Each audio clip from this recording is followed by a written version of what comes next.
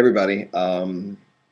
It was a big day in Trenton yesterday, and I guess the theme du jour was Big Pharmaceutical Lobby Day.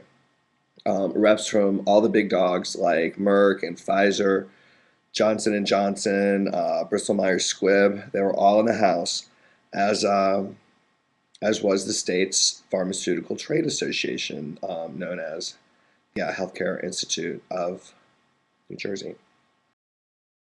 First off, I was pleased to hear that New Jersey's pharmaceutical industry has finally, at long last, come up with a with an actual cure for low blood sugar, and it's called free lunch, preferably gourmet. Very rare roast beef served on a delicious brioche roll with um, caramelized red onions and also delicious new red bliss potato salad, just the way I like it. Not too mayonnaisey, with no onions, no celery, and no no boiled egg. So somehow the pharmaceutical industry is very in tune with my palate. Um, all in all, Big Pharma Lobby Day in Trenton basically means free loot. Um, there was the usual stuff like pens and Post-its and that kind of stuff, but also some practical stuff like chapstick. Mmm, delicious. And most importantly, a vino. Now, I don't know about y'all, but I use a vino all the time. Especially now that I'm getting a little bit older and I'm a lot more self-conscious about my dry, cracked hands. I think basically it's because I have such a sleek little laptop, and whenever I reach down and start typing on this sleek new machine, whenever my hands look like the least bit dried or cracked, I swear to God, it feels like I have Nancy Reagan hands. And I know y'all don't want that for me. At least I hope so. To be fair, Big Pharma isn't the only industry giving away free stuff all the time in Trenton. For example, a couple weeks ago, the state's seafood industry was giving away, believe it or not, free oysters on the half shell, with or without hot sauce. Which I don't do shellfish, but boy, they had everybody pretty excited about that. Maybe a week ago, the Rutgers University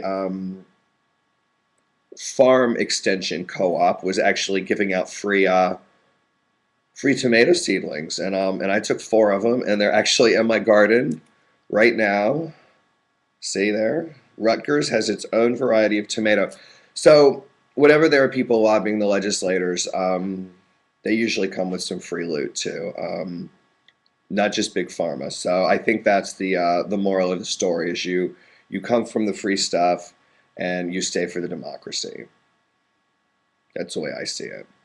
But in all seriousness, there is a slightly important message that I wanted to embed into this otherwise very lighthearted video blog, and it kind of dovetails with probably the biggest lesson that I've learned up in Trenton as your State House correspondent, and that is it's a lot harder, if not impossible, to be confrontational and partisan face to face than, say, for example, behind a keyboard.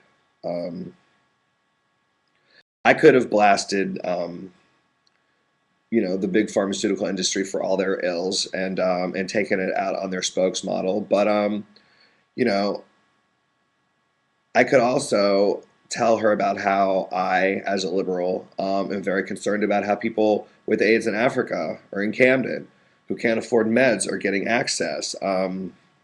So these are, I guess, the kinds of things that we talked about.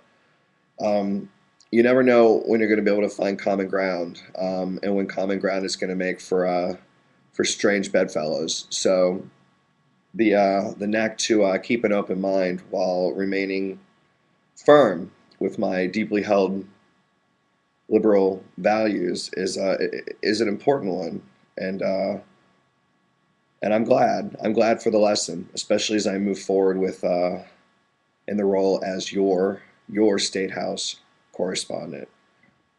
That's all for now. Talk to you later.